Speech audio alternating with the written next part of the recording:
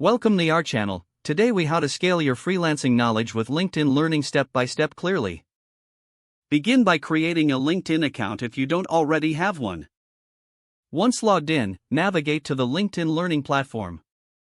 Explore the course catalog to find topics relevant to your freelancing skills. Utilize the search bar to discover specific courses that interest you. Take note of courses that have high ratings and strong reviews. Choose a course that aligns with your current skill level and desired expertise.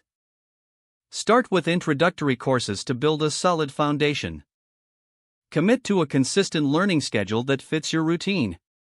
Engage with hands-on exercises and quizzes offered in the courses. Make notes on key concepts that you can apply to your freelancing work.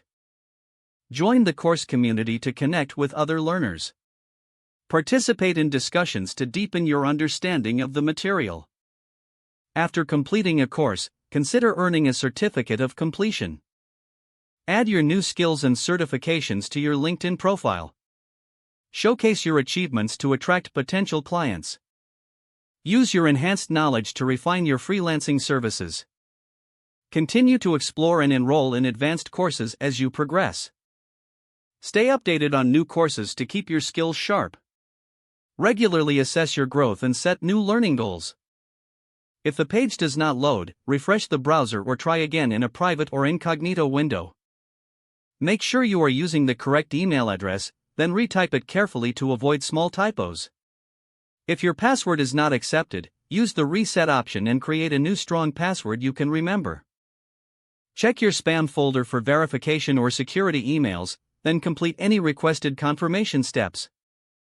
Enable two-factor authentication if available to improve account security and reduce unauthorized access risk. After signing in, review your profile details so your contact information and settings are accurate and current. If you see an error message, note it down and try again after restarting your device and internet connection.